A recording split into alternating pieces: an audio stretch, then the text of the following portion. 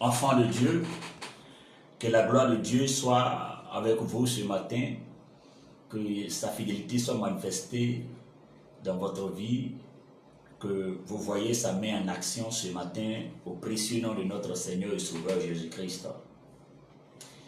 Et ce matin encore, nous allons nous approcher de notre Seigneur Jésus-Christ.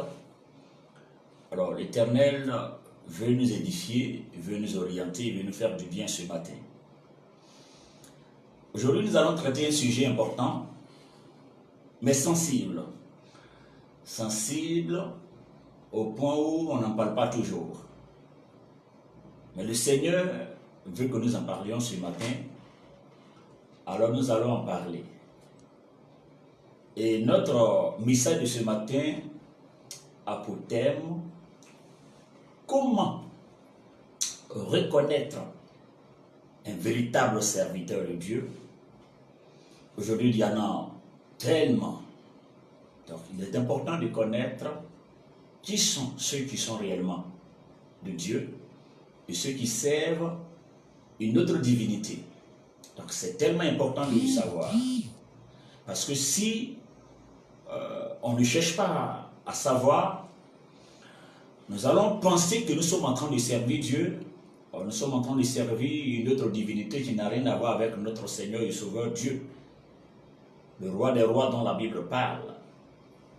Nous allons prendre la parole de Dieu dans le livre d'Ésaïe, le chapitre 42, le verset 1 jusqu'au verset 9. Je vais lire la parole de Dieu. Voici mon serviteur auquel je tiens fermement, mon élu en qui mon âme se complaît. J'ai mis mon esprit sur lui, il relèvera le droit aux nations, il ne criera pas, il ne lèvera pas la voix et ne la fera pas entendre dans les rues.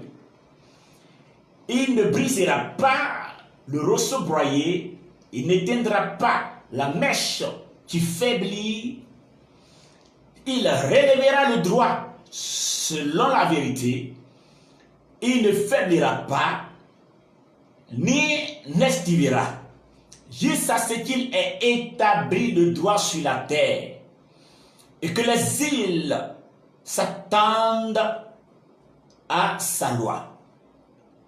Ainsi parle Dieu l'Éternel, qui a créé les cieux et qui les déploie, qui étend la terre et ses productions, qui donne la respiration à ceux qui la peuplent et le souffle à ceux qui la parcourent.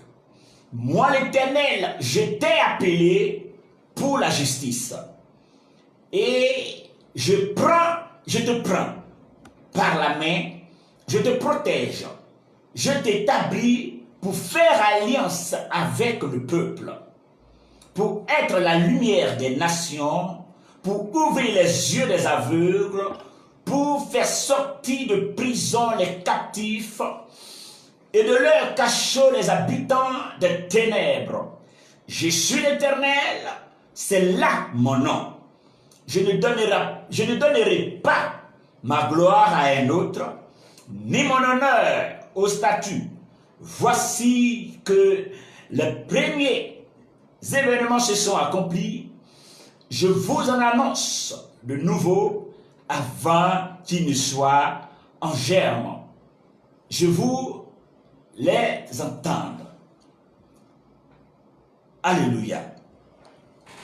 Éternel, merci pour ta grâce, pour ta plénitude. Ce matin, je veux t'inviter à nous faire du bien par ta parole. Enseigne-nous à la gloire de ton nom.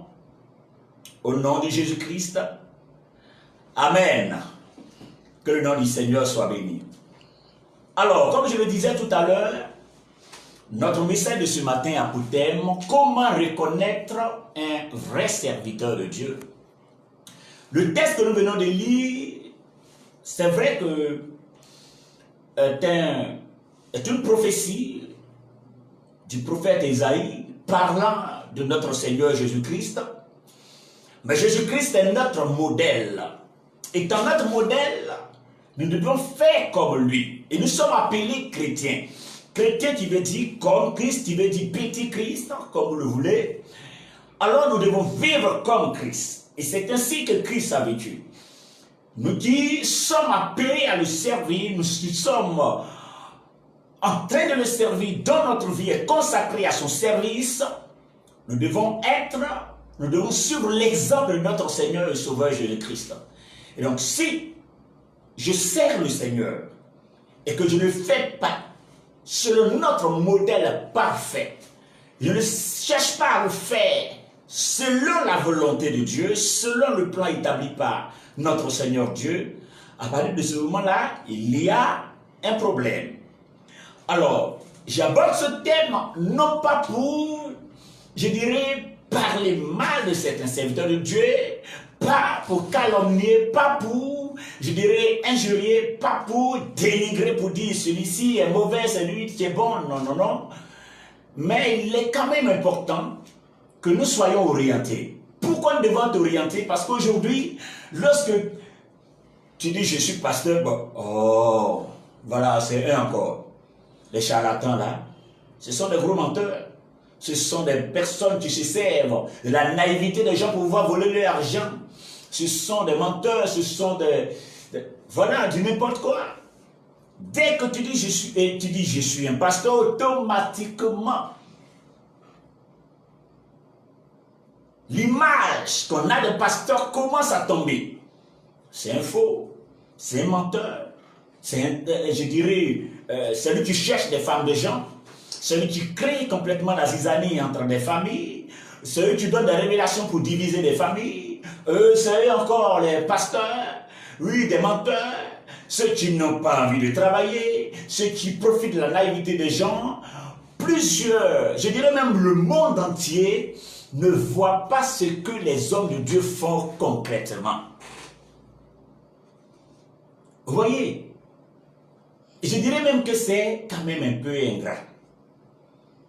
Ce n'est pas gentil de traiter les hommes de Dieu de tous ces noms.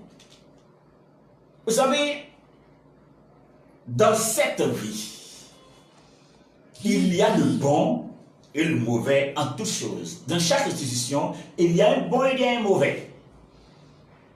Il y a des bons qui sont réellement de Dieu. Il y a des ours ravisseurs qui se sont infiltrés. Il y a des personnes, même les enfants d'une même mère. Il y a des enfants qui ont des comportements difficiles. Par contre, il y a d'autres qui ont un très bon comportement. Il y a parmi les enseignants des bons et des mauvais. Des personnes, des amis que nous avons, il y a certains qui sont bien, il y a d'autres qui sont très difficiles. Partout, il y a un bon, il y a un mauvais. Partout, en toutes choses, dans chaque institution. Voilà. Alors que dans chaque institution, il y a le bon et le mauvais, je ne sais pas pourquoi pour des pasteurs, c'est extrêmement sensible, extrêmement grave. C'est grave. Si vous dites, ben, lui c'est un faux professeur, il n'y a pas de problème. Si vous dites, quoi encore? Un faux avocat, il n'y a pas de problème. C'est un faux juge, il n'y a pas de gros problème. C'est un faux pasteur, waouh. Parmi les présidents, il y a des bons, il y a des mauvais. C'est comme ça. Mais on ne dit pas que tous les présidents sont mauvais. Ce n'est pas parce que les enfants d'une même mère, il y a certaines personnes qui ont de comportements difficiles qu'on dira tous les enfants sont mauvais. Vous voyez?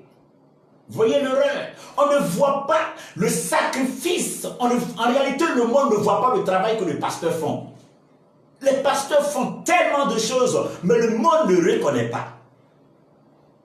Nous sommes tout le temps en train de faire la délivrance des personnes, possédés par les esprits impurs, terrorisés par les puissances des ténèbres. Il faut faire la délivrance de ces personnes. Nous sommes toujours en train de combattre l'oppression de la sorcellerie qui détruit l'Afrique. On ne voit rien de ce que les pasteurs font. Il y a plein de vidéos ici. Bon, je ne présente pas, je ne balance pas toutes ces vidéos parce que moi, je vais donner uniquement la gloire à Dieu seul. Vous me dites, il y a ce qu'il fait, il est fort. Moi, je ne suis pas dans tout ça. Je ne suis rien, je n'ai rien, je ne peux rien sans Dieu. C'est pourquoi je garde les vidéos. Certaines personnes peuvent jeter un coup d'œil, tout simplement, lorsque on se rencontre tout simplement. Voilà. Donc, les pasteurs font tellement de choses. Il y a des braqueurs qui ont été transformés. Il y a des voleurs qui ont été transformés. Il y a des brigands qui ont été transformés. Donc, nous luttons contre le banditisme. Nous luttons contre le vol. Nous luttons contre la discrimination. Nous luttons contre toutes ces choses. Nous voulons qu'il y ait la justice, l'équité, l'amour. Nous luttons contre la méchanceté dans le monde. Autant de choses que nous faisons, mais les pasteurs ne sont pas reconnus. L'avocat défend les droits. Et nous faisons plus que ça. Nous faisons plus que ça. Mais nous sommes considérés comme des personnes qui n'ont pas envie de travailler, des personnes qui n'ont envie de rien faire, des personnes qui veulent traîner. Il y a des personnes qui travaillaient. J'avais une situation très stable. Dieu s'est révélé à eux afin de le servir. Ces personnes ont refusé de servir le Seigneur. C'est alors que le Seigneur lui-même a détruit tout ce que ces personnes faisaient pour les amener, pour plier ces personnes à son service. Donc ce n'est pas parce que ces personnes ont envie de rien faire. Par contre, il y a d'autres, dès qu'ils reçoivent l'appel, quand bien même ils travaillent, ils se lancent, ils commencent à travailler, alors ce qu'ils font n'est pas détruit. Ils servent le Seigneur, mais ils travaillent. Voilà. Donc ne pensez pas que c'est parce que ces personnes n'ont pas envie de travailler. Il y a encore certains travail. Qu'est-ce que l'enseignant fait? L'enseignant parle, il enseigne. Qu'est-ce que le pasteur fait? Le pasteur parle, il enseigne. Vous voyez? Mais nous sommes considérés comme des hommes qui détruisent la société. Pendant que nous faisons du bien au monde entier. Nous prions pour repousser des êtres, je dirais des ténèbres, des puissances des ténèbres qui détruisent ce monde.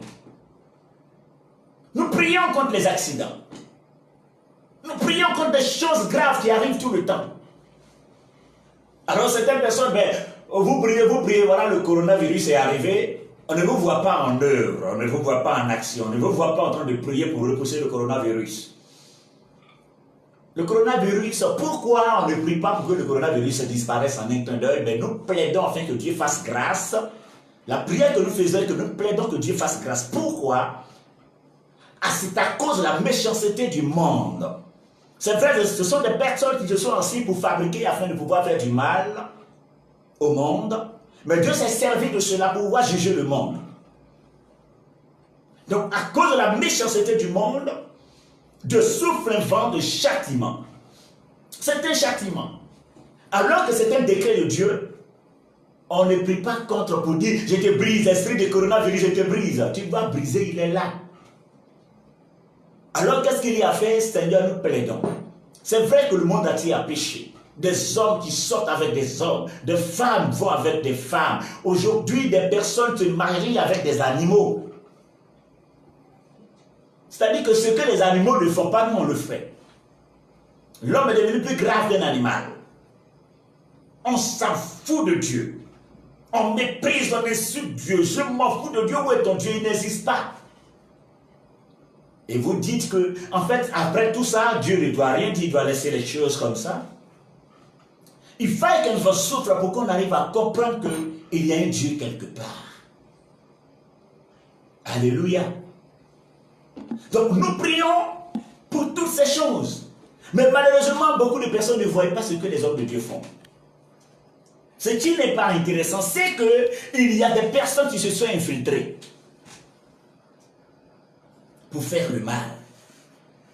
Alors, quels sont les signes qui nous amènent à reconnaître véritablement un serviteur de Dieu?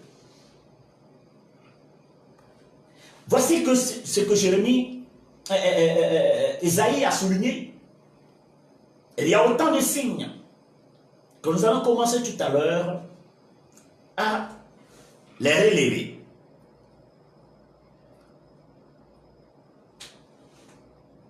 Dans le livre des Actes des Apôtres, acte 8, le verset 5, la Bible dit que le serviteur de Dieu, Philippe, lorsqu'il arriva à Samarie, il prêcha qui? Il prêcha qui? Le Christ. Il a commencé à prêcher le Christ. Lorsqu'il a prêché le Christ, des signes, des miracles ont suivi son enseignement. Il a prêché le Christ. Alors, le premier signe est que le serviteur de Dieu doit témoigner du Christ. Paul a prêché Christ. Jean a prêché Christ. Qui encore? Tous les apôtres ont prêché Jésus. Et même la Genèse à l'Apocalypse, la Bible ne parle que du Seigneur Dieu. Toute la Bible entière parle de Jésus-Christ. Donc, tous les apôtres ont prêché Christ.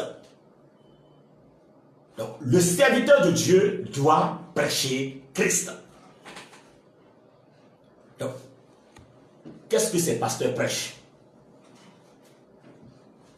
98% de nos enseignements, ou du moins des enseignements de ces hommes de Dieu, sont basés sur autre chose que le Christ. La prospérité, le voyage. Et en fait, ils essaient de dire ce que les gens ont envie d'entendre.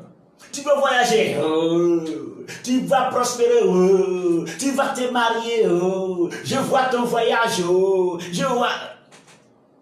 Waouh! Le voyage, c'est pas extraordinaire. C'est pas extraordinaire. Il n'y a rien d'extraordinaire dans un voyage. Rien d'extraordinaire dans un mariage. Il n'y a rien d'extraordinaire. La Bible dit, cherchez premièrement le royaume et sa justice. Toutes choses vous seront données par-dessus tout. C'est-à-dire que ces choses-là sont juste données. On n'a même pas besoin de demander, ces choses sont données. Vous voyez, c'est simple. Donc, 98% prédication basée sur la richesse, la gloire, la prospérité, l'élévation. La Bible dit qu'on reconnaît le bon arbre par ses fruits. Autre chose que certaines personnes essaient de nous faire croire est que le fruit, ce fruit qui prouve qu'on est réellement de Dieu, c'est tout ce qui nous entoure. Le fruit, c'est la gloire. Le fruit, c'est la prospérité. Le fruit, c'est le fait d'avoir de grosses maisons, de grosses voitures. Le fruit, c'est, ou du moins, c'est le fait d'avoir une certaine aise, une certaine relation. Waouh! C'est grave. C'est grave. Ce n'est pas ça le fruit. Le fruit, c'est ce qui sort de toi. Qu'est-ce qui sort de vous? Qui est-ce que vous prêchez? Qui est-ce que vous prêchez? Christ. Donc, lorsque vous n'avez pas cette gloire aussi, là, vous n'êtes pas encore véritablement oint. Si vous n'avez pas de grosses maisons, vous n'avez pas de grosses voitures, vous n'êtes pas encore véritablement oint de Dieu. La preuve que vous êtes véritablement oint de Dieu, c'est d'avoir tout. C'est le matériel. Non. Certaines personnes sont suffisamment remplies, démontrent la puissance de Dieu dans la prière, dans la prédication. Mais ils n'ont pas cette gloire.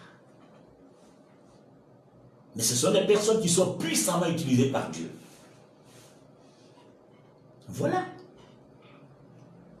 Donc ce n'est pas la richesse autour de soi. Et lorsque tu te parles, on dit, mais du simple petit, il a quoi? Il n'a rien. Il a une église boutique. C'est-à-dire les petites églises sont appelées églises boutiques.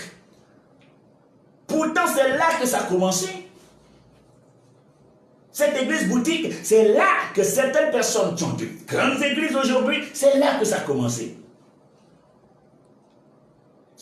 Ils sont appelés grands serviteurs de Dieu à partir des grands temples qu'ils ont, à partir des grosses voitures, à partir des titres qu'ils se donnent, le très révérend, le archibishop, de ces titres extraordinaires.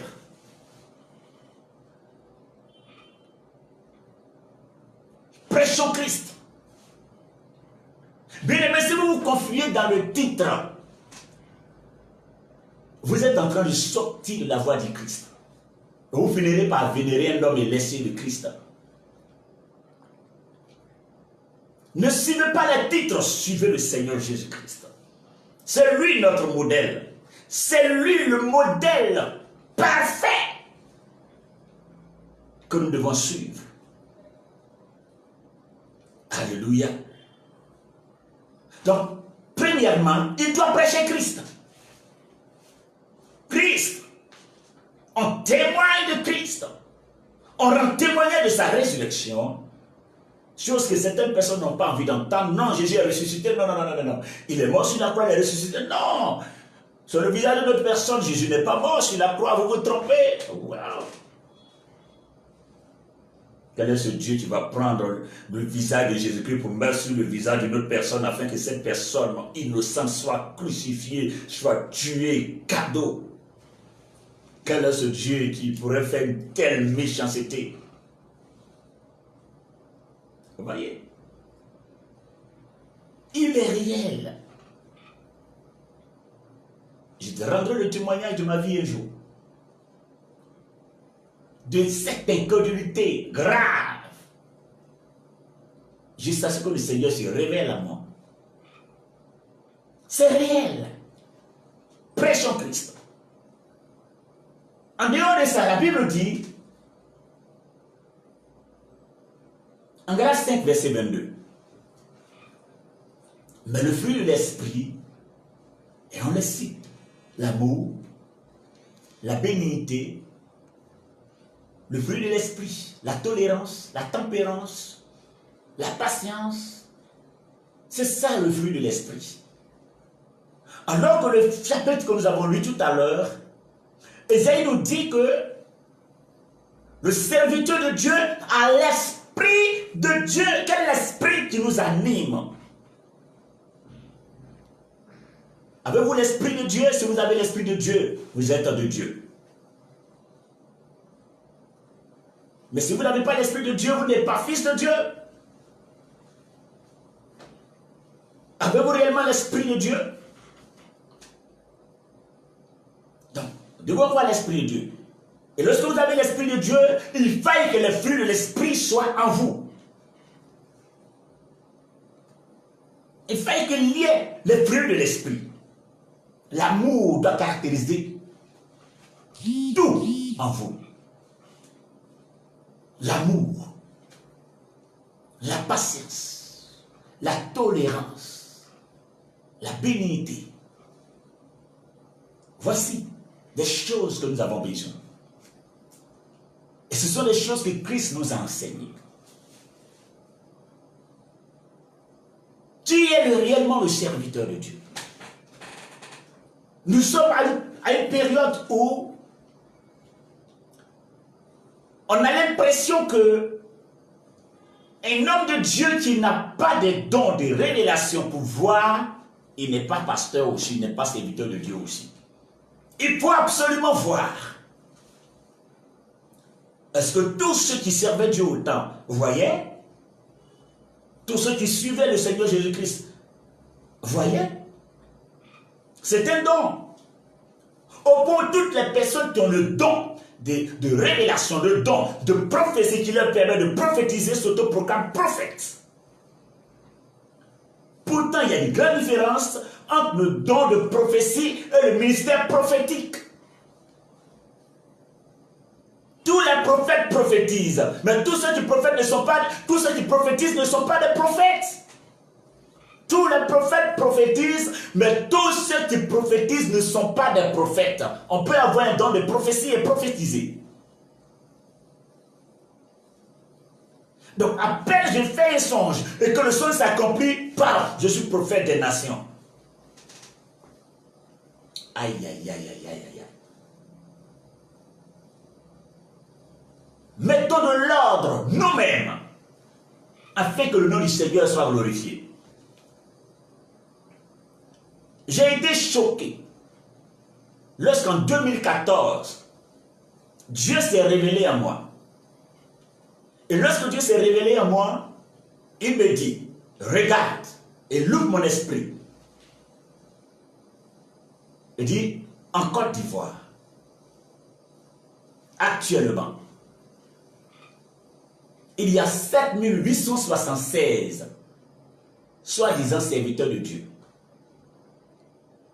Et dans les 7876, il n'y a que 10% qui me servent en réalité.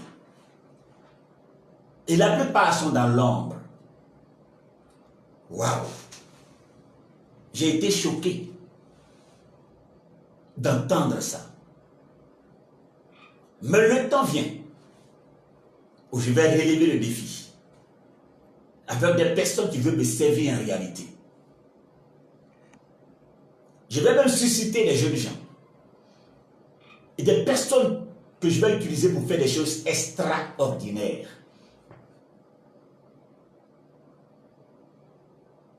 Comme je le dis, je ne le dis pas pour que certaines personnes se disent non, mais lui là, il est tuteur, il est en train de... Non, non, non, non, non. Il est important qu'on passe une base sincère, la vérité. Et la vérité, c'est qui? C'est Christ. Vous connaîtrez la vérité vous rendra libre. C'est Christ qui rend libre. La vérité que nous devons connaître, c'est Jésus. Et lorsque nous avons Jésus, il nous rendra libre.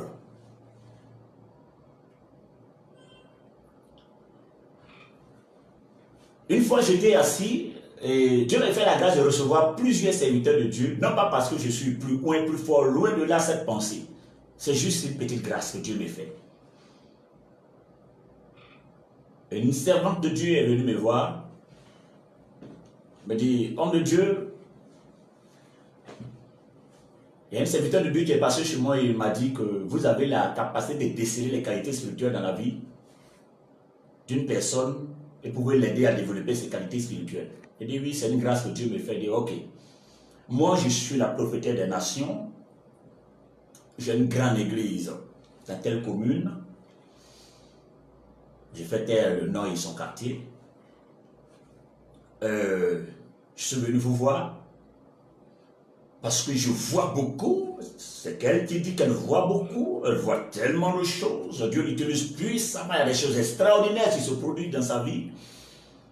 Mais elle vient afin que je l'aide à plus développer cette qualité de voyance, afin que ça soit encore plus pertinent, plus précis, plus extraordinaire.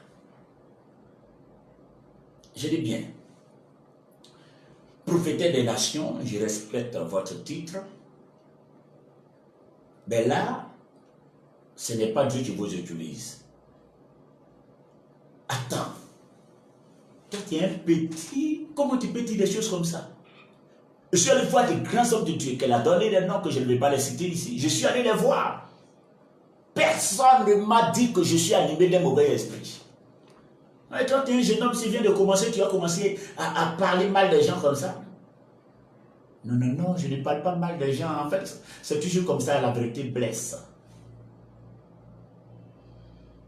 Vous n'êtes pas utilisé par l'Esprit de Dieu, mais c'est un esprit python. Dis non, non, non, non, non. Dis ok, bon, moi je ne suis pas trop dans les débats. Levez-vous, on va prier. Elle s'est levée, on a commencé à prier. La prophétesse des nations est tombée comme un bois. Et après, elle a commencé à se hisser par terre comme un serpent. Et je commençais à prier pour elle. Après, je l'ai fait lever, les fait asseoir. Je dis, prophétesse des nations, vous voyez tout ça?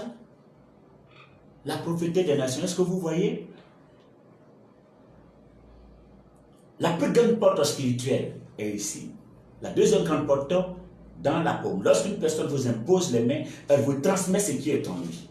S'il est animé de l'Esprit de Dieu, il vous transmet. L'animé de l'esprit démoniaque, il vous transmet. Alors la femme s'appuyait sur le fait que lorsqu'elle donne des révélations, elles sont authentiques. Lorsqu'elle donne des visions, lorsqu'elle donne des révélations, cela s'accomplit. Ce qu'elle dit est juste, est vrai, donc elle est de Dieu. Ce n'est pas parce que la révélation que vous donnez tombe juste, est juste, que vous êtes de Dieu, non. Nous allons voir dans le livre des Actes des Apôtres une chose qui s'est passée. Acte 16, le verset 16 à 18. Acte des Apôtres, Acte 16, le verset 16 à 18. Acte chapitre 16, le verset 16 à 18. La Bible nous dit qu'il y avait une femme qui travaillait avec un esprit python. Et lorsque le serviteur de Dieu, Pierre, passait, la Bible dit que cette dame donnait des révélations. Ceux-là sont des fils de Dieu. Ceux-là sont des serviteurs de Dieu. C'est le Dieu très haut qui les utilise. Ils servent le Dieu très haut. Vous voyez que ce que la femme disait était juste. Oui, ceux-là, ils servent le Dieu très haut. Ce que la femme disait était juste. Mais la Bible dit que le serviteur de Dieu, qu'est-ce qu'il fait ici? Retourne et il menace l'esprit. Bien que ce qu'elle disait était juste, il menace et chasse l'esprit. Pour cela, ils ont été traduits en justice. Alléluia. Vous voyez comment est-ce que ça fonctionne? Donc, vous pouvez voir des choses qui sont justes, mais ce n'est pas forcément Dieu qui vous utilise. Beaucoup sont rentrés dans des choses graves. Et ça dit que tous les serviteurs de Dieu sont comme ça? Non. Alors nous n'avons pas, ou du moins la population n'a pas à terner l'image de tous les hommes de Dieu pour dire tous les pasteurs sont comme ça. Ce n'est pas parce qu'il y a des voleurs que toute la population vole. Ce n'est pas parce qu'il y a des menteurs à un endroit que toute la population ment. Ce n'est pas parce que les enfants d'une seule mère, 2 ou 3, sont des gangsters que tous les enfants de cette femme sont comme ça. Vous voyez? Donc arrêtez de détruire l'image des serviteurs de Dieu. Arrêtez de gâter pour dire c'est comme ça ils sont. Lorsque vous voyez quelque chose de négatif dans la vie d'un homme de Dieu, aidez cette personne à une transformation. Comme je vous le disais tout à l'heure. Alors que cette servante de Dieu est tombée, qu'elle s'est réveillée, elle s'est levée, elle s'est assise, je lui ai expliqué ce qui n'allait pas. Elle dit effectivement, elle voyait autant de pythons dans ses songes, elle se disait que c'était des attaques. Je dis non, ce ne sont pas des attaques. En réalité, dans votre famille, il y avait du combien et ces génies-là t'ont sélectionné afin que tu fasses combien. Donc en réalité, c'est combien tu fais à l'église. Elle est mise sur un moment de jeûne et prière, fait sa délivrance sans que son église ne sache. Et après, elle est rentrée, elle a commencé à opérer des délivrances dans l'église. Et l'église a été libérée. Elle a été délivrée à l'église. Donc, lorsque vous voyez quelque chose de négatif dans la vie d'un serviteur de Dieu, qu'est-ce qu'on fait? On va vers. On prie pour cette personne. Mais ne s'assoit pas pour terner, pour dénigrer. Voici, ils sont comme ça, comme ça. Il y a des chaînes même spécifiques. Il y a des mains spécialement pour ça. Comment faire pour détruire le corps du Christ? C'est vrai, les faux existent. Et même la Bible avait prédit depuis. Mais il y a des vrais. Et ça se voit par leur prédication. Quel est le message que ces personnes véhiculent? C'est un. Est-ce que ces personnes vivent le message qu'ils prêchent? Parce que certaines personnes prêchent la sanctification et ne vivent pas la sanctification. Est-ce que ces personnes vivent ce qu'ils prêchent? C'est très important de vivre ce qu'on prêche. Voilà. Donc, revoyons notre manière de traiter les hommes de Dieu. Ils font un gros boulot, un gros travail. Ils font tellement de choses. Tellement de choses que vous ignorez. Vous ne savez pas combien de personnes les hommes de Dieu soutiennent dans des églises. Combien de personnes ont une situation extrêmement difficile dans l'église que les hommes de Dieu soutiennent. Mais vous les voyez comme des voleurs. Vous les voyez comme des personnes... il y a des faux qui ne prêchent que les intérêts. Mais il y a ceux qui sont de Dieu en réalité. Voilà. Il y a ceux qui sont de Dieu. Réellement. Nous sommes dans une situation compliquée actuellement. Alors les hommes de Dieu doivent aussi savoir comment est-ce que, quel est le quotidien du peuple, qu'est-ce qu'ils vivent actuellement. Certaines personnes ont été complètement renvoyées. Ça ne va pas au boulot. Il y a des entreprises qui sont fermées. Nous prions pour tout ça, plutôt que autre chose. Et donc, il arrive que ce qui choque souvent les hommes de Dieu, c'est que le peuple n'est pas reconnaissant. C'est vrai, il y a ce manque de reconnaissance. Mais comme vous ne vous servez pas, ne maudissez personne. Lorsque vous maudissez, c'est comme vous êtes en train de chercher à vous servir. Ce sont vos propres intérêts. Je vous regarde. Que la personne soit reconnaissante ou pas, le plus important, vous avez véhiculé le message de Dieu. C'est le Seigneur lui-même qui vous fera du bien. C'est tout. Nous avons prié pour des personnes qui avaient des grosses affaires et cela a été décanté. Une fois même une affaire de 250 millions. Ça a été décanté. La personne m'a appelé, oh, c'est fait. Je viens pour la dire 25 millions. Il a disparu. Tu n'es plus venu. Mais rien de tout ça. Je n'ai jamais prié contre la personne. Au contraire, je continue de prier pour la personne. Faisons la chose à laquelle le Seigneur nous appelle. Alléluia. Donc c'est cela, un serviteur de Dieu. Éphésiens 5, verset 18. Il nous dit, soyez, ne soyez pas ivres du vin, c'est de la débauche. Au contraire, soyez ivres du Saint-Esprit. Soyez remplis du Saint-Esprit. Celui qui est de Dieu vit selon l'Esprit. Celui qui est de Dieu est rempli de l'Esprit. Celui qui est de Dieu marche selon le fruit de l'Esprit. On dit bien le fruit de l'Esprit, mais c'est plusieurs fruits. Ça encore, c'est un autre enseignement. Plusieurs fruits, mais le fruit de l'Esprit. Soutenez-nous et soutenons-nous. On intercède, on prie. Dans la nuit, nous sommes en train de prier. Il y a tellement de choses que nous subissons. Alors que vous cherchez à opérer une délivrance dans la vie d'une personne, les esprits impurs viennent vous attaquer. Mais est-ce que vous avez le cachet de Dieu sur vous, la sur votre protection? Des hôtels démoniaques, aller dans le fond, dans des villages, pour renverser des hôtels, renverser des choses que des personnes même ont peur de s'en approcher. Et après avoir fini de faire tout ça, il y a des villages qui sont complètement en prison spirituellement. C'est de ça que la Bible parle. Libérer les captifs. Des villages qui sont... Il était dans un village où tout le village était dans une marmite. Une confrérie de sorcellerie dans un village de 61 personnes, ils ont pris le village et l'ont mis en une marmite. Personne ne peut réussir dans ce village.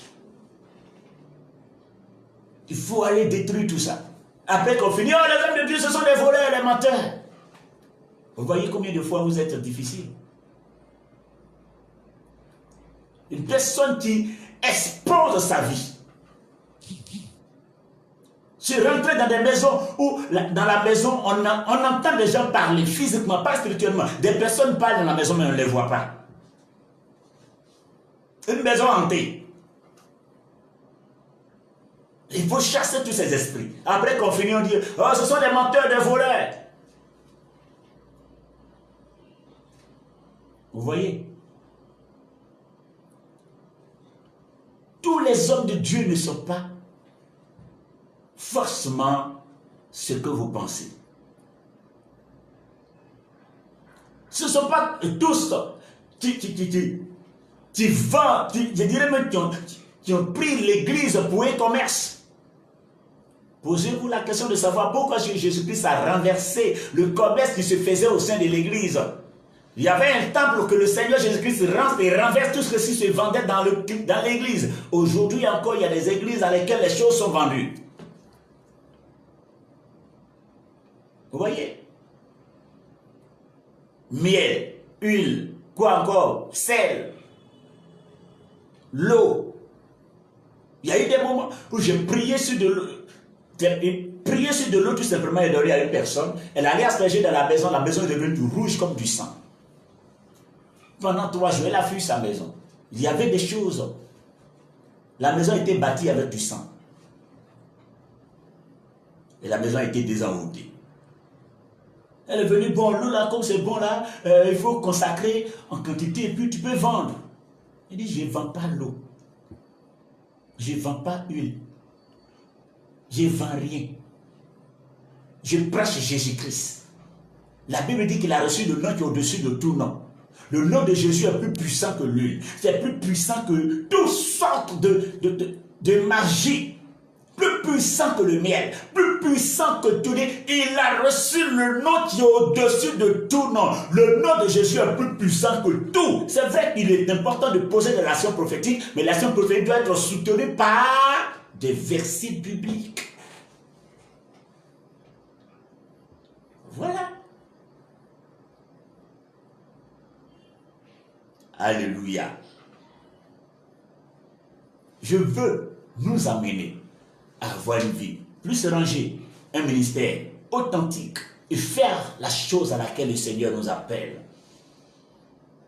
Alors que le serviteur de Dieu font toutes ces choses, on nous confond tous, on nous met tous dans la même assiette. Honorez les serviteurs de Dieu. Aidez-les à mieux servir. Priez pour eux. Priez aussi pour eux. Ils en ont besoin. Aidez-les du mieux que vous pouvez afin que l'œuvre du Seigneur puisse véritablement avancer. Que le nom du Seigneur soit béni. Donc, ce sont des signes par lesquels on peut reconnaître un véritable serviteur de Dieu. Par le message qui sort de sa bouche. Il prêche Christ comme Philippe. Il prêche la résurrection du Christ. Il prêche le retour du Christ. Il prêche la sanctification. Il prêche Christ. Il exhorte à l'image de Christ. Colossiens 3, versets 16 à 17 le dit. En sorte que tout ce que nous allons faire, que ce soit en œuvre, en parole, tout cela doit être fait au nom du Seigneur Jésus-Christ. Tout ce que nous allons faire doit être fait dans le nom de Jésus.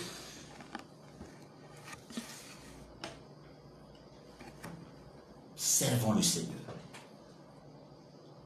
Servons le Seigneur. Adorons le Seigneur. Aimons le Seigneur. Faisons sa volonté. Ayons une vie consacrée à lui. Afin que son nom soit toujours glorifié dans notre vie. Si nous faisons ce qu'il nous demande de faire, le bonheur et la grâce nous accompagneront tous les jours de notre vie, comme sa parole le dit. Que le nom du Seigneur soit béni.